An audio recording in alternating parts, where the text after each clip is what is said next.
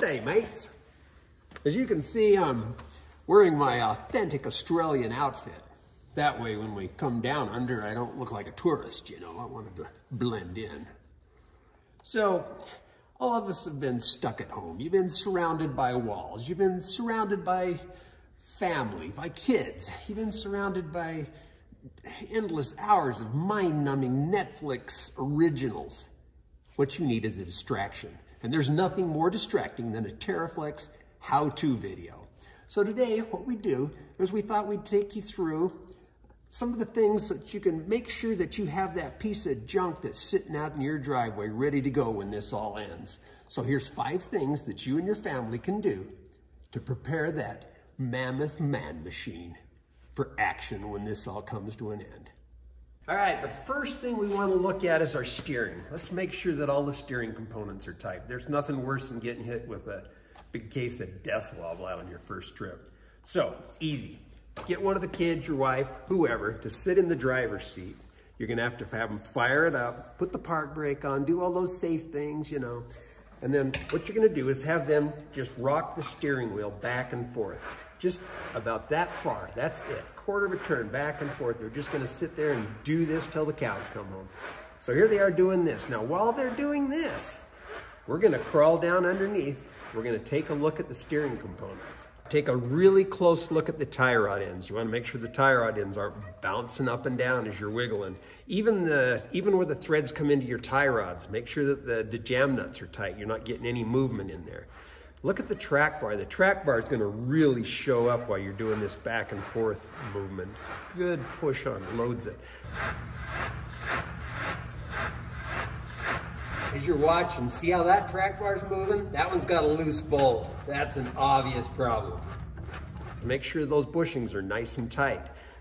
Look at the stabilizer shock. Stabilizer shocks have bushings in those as well.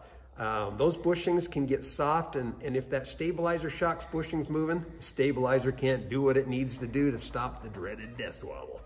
Now your stabilizer shock may look a little different than this Falcon 2.2. We got rid of all those bushings so we don't have any looseness in our shock. But if yours does have bushings in it, take a look at them.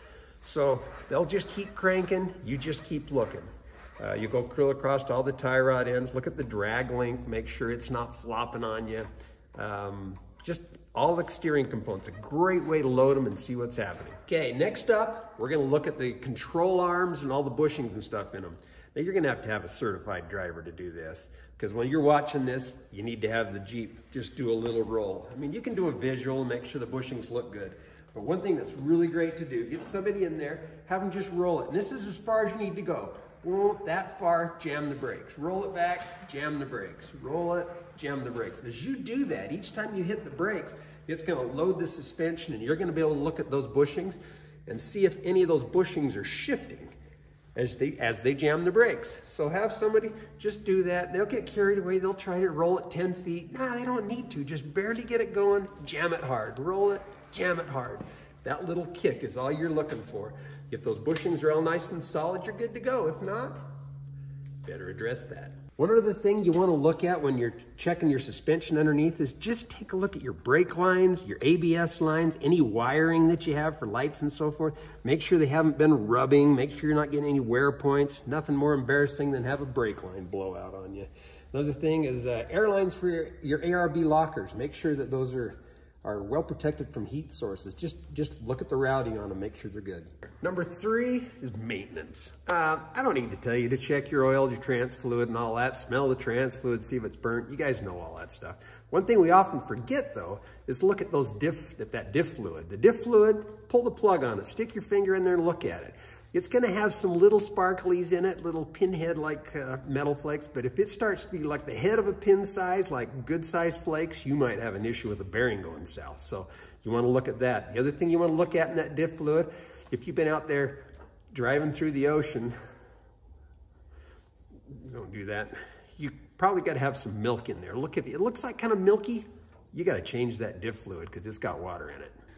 Another thing we always forget about, maybe not forget about, we just don't like to do it because it's a real pain, is take care of our drive lines. And that front one is really critical because if you've changed it out and you've got a CV style joint in there, that thing, they could have done a sealed one, or it could have a grease fitting. And if it does have grease fittings, you need to hit both the U-joints as well as way back inside of there. There's a little needle bearing that you need to get at and grease it up. You about have to unbolt it and take it off to do it. But these front drive lines, they take so much abuse. The exhaust's heating them up, the transfer case heating them up, got the skid plate holding the heat in there. When those things go bad, they grenade. It makes a bad mess on the road.